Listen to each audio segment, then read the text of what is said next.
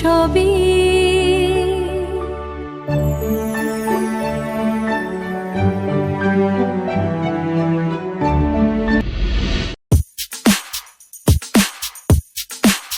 প্রিয় দর্শক শ্রোতা, ইট পাথরের ব্যস্ততা পেরিয়ে আজ আমরা চলেছি ইতিহাস ও ঐতিহ্যের সন্ধানে।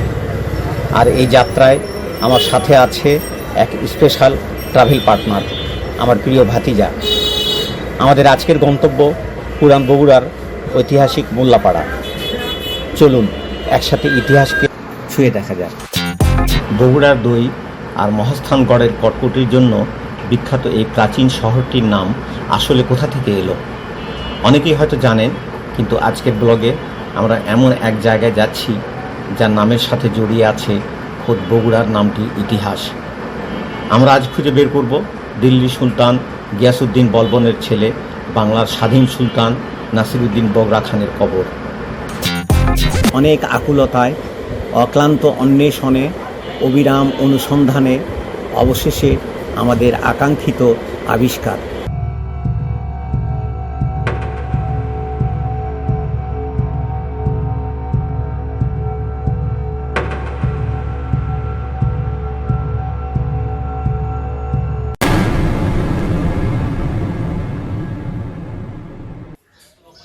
এটা মোল্লাপাড়া, পুরান বগুড়া, আজিজুল হক কলেজের পশ্চিম পাশে। পিছনে এটাই বগুড়া খানের কবর, কিন্তু দুঃখের বিষয় কোনো নেম প্লেট নেই। পুরান বগুড়ার এই নিরিবিলি পরিবেশে সগৌরবে ঘুমিয়ে আছেন সেই মহান শাসক। কবরটির দিকে তাকালে এক অদ্ভুত নীরবতা গ্রাস করে। সুলতানি আমলের সেই জাঁকজমক আজ আর নেই, কিন্তু এই ভাঙাচোরা প্রাচীন দেয়াল আর ইটের খাঁজে খাঁজে এখনও যেন ইতিহাসের দীর্ঘশ্বাস টের পাওয়া যায়। ঐতিহাসিক ও দর্শনীয় স্থান দেখে স্বভাবতই খুব ভালো লাগে। আমাদেরও সেই অনুভূতি কাজ করেছে, কিন্তু পরক্ষণেই মনটা ভারাক্রান্ত হয়ে গেল। এমন একজন মহান ব্যক্তির কবর অবহেলা আর অনাদরে পড়ে আছে, এমনকি একটি নাম ফলক পর্যন্তও নেই। স্থানীয় মহল্লার অধিবাসীরা তাদের সাধ্য অনুযায়ী কবরটি রক্ষণাবেক্ষণ করছেন। স্থানীয় প্রশাসন, প্রত্নতত্ত্ব অধিদপ্তর ও ইতিহাসবিদ এগিয়ে এলে জনগণ প্রকৃত ইতিহাস জানতে পারতেন।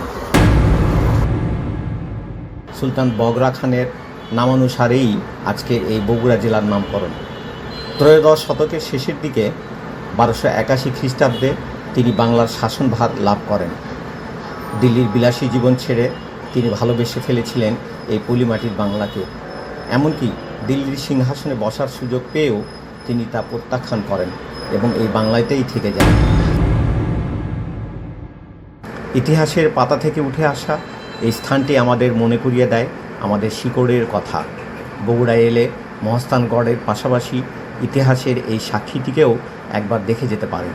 আজকের ব্লগটি কেমন লাগলো কমেন্টে জানাবেন। দেখা হবে পরবর্তী কোনো ঐতিহাসিক স্থানে। আল্লাহ হাফেজ। থাকা শুরু করছে, পরবর্তী বাসা জানলা মনে হয় যে মানে ইন্ডিয়া চাইছি কোনো এক প্রান্ত।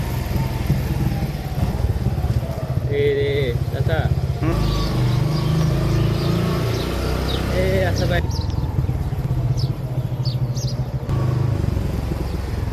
আমাদের 3 মাথা যাওয়া লাগলো না। হ্যাঁ, সব মাথা পাই গেছে।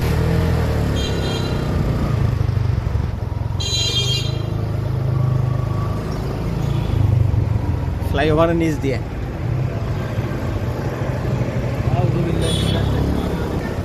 পিছনে খেয়াল রাখে না। হ্যাঁ, তুমি বাম সাইড দিয়ে যাও। কাছাকাছি হ্যাঁ, সোজা, একদম সোজা।